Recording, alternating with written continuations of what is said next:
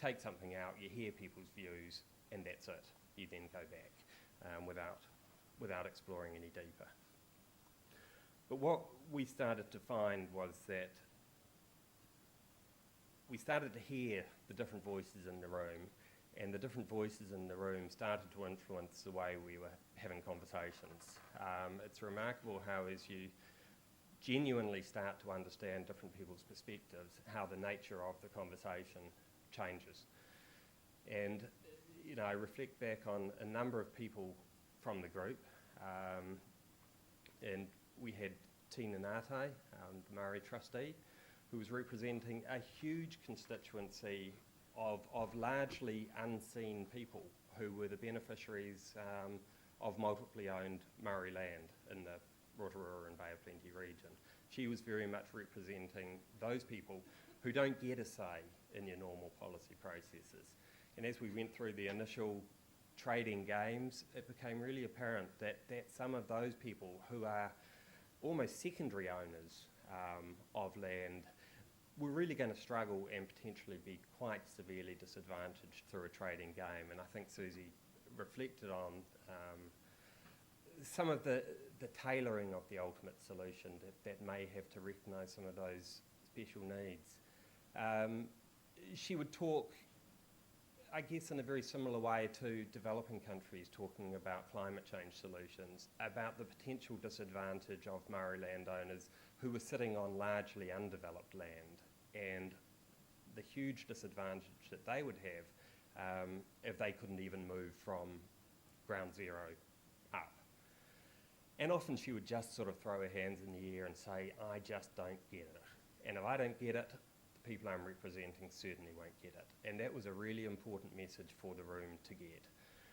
We had the late and dynamic Rick Valance, who was in charge of Ngāti Whakaui's commercial operations and in charge of running the farms, significant farms, again, within the Rotorua catchment. He had the complex drivers of needing to recognise the environmental and cultural associations Te Arawa have with the lakes, while also needing to maximise the commercial return from the land. He wanted to act really quickly, but he didn't want to act really quickly in case something good came out of this trading scheme.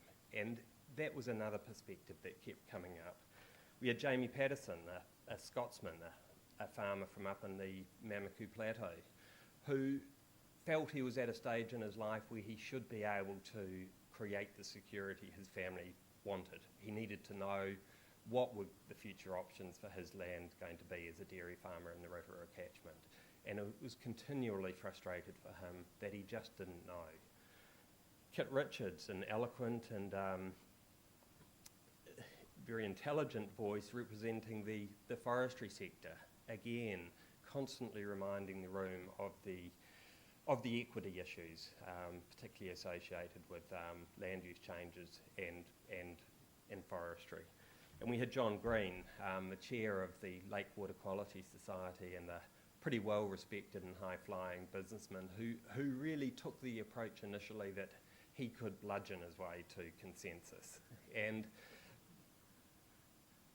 3-4 years later, John was a leading light in terms of signing the cooperative agreement between the Lake Water Quality Society and farming sector in Te Arawa in terms of looking at different ways to approach water quality issues. And I'm just not sure that sort of agreement could have happened without the collaborative processes that took place over a long time in that room.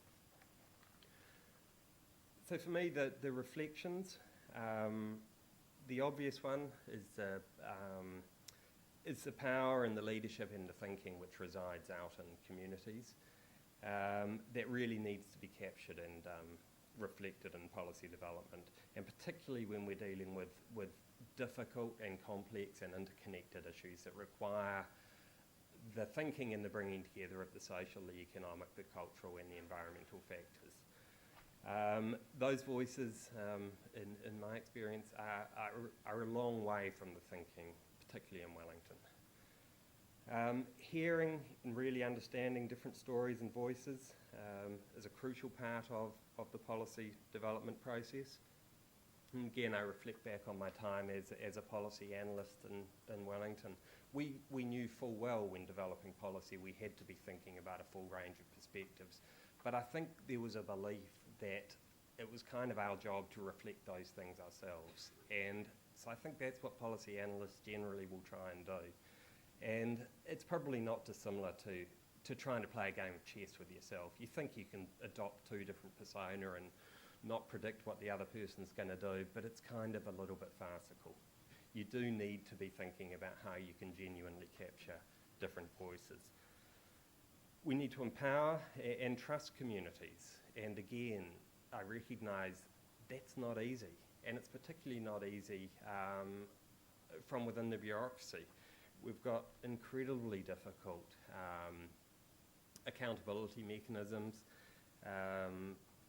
Arguably, the system rewards risk aversion and quick, tangible wins as against the uncertainty and I guess the giving up of a bit of a control over what could come out of a collaborative process. I think we need to reflect probably on what some of this means for our current processes of developing policy, and as importantly on the skill sets that are currently used in the policy development process. I suspect we've got to move to an environment where less building skills are needed and more skills around facilitating and enabling and capturing views from the wider community are recognised as well. The real strength for me in the process was when the room was talking about values and outcomes, and for me, I come from a perspective really where you get the values right, you really genuinely understand the values that are held by people out there, the policy development process becomes a lot easier. And getting a representative group in the room to talk about those things was fantastic. I'm a little bit less convinced that it's always going to be the right solution for coming up with a technical product, and that's where we were sort of moving between two worlds and talking about this trading mechanism. Discussing and getting clear about the environment and what needed to be achieved was great. Moving into the detail of the mechanical solution, I think was more useful in terms of just getting an understanding and acceptance in the room, rather than a really genuine sort of contribution to the development of it. And I think there are issues out there which are largely going to require technical solutions.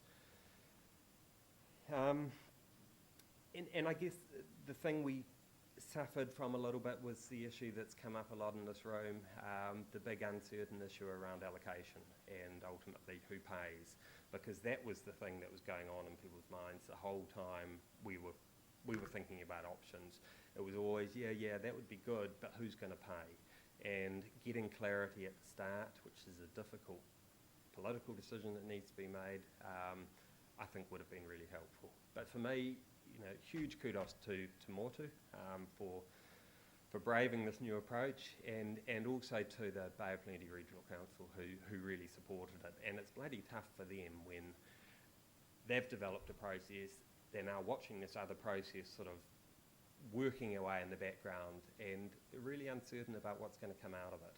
And they watched and they supported, and it was great. And I think the ultimate result is probably the trading group is still uncertain about whether it's the right mechanism to use. But I think there is agreement in the room that if you are going to use it, the model that's now been developed is probably pretty well right. So unresolved questions, but great process.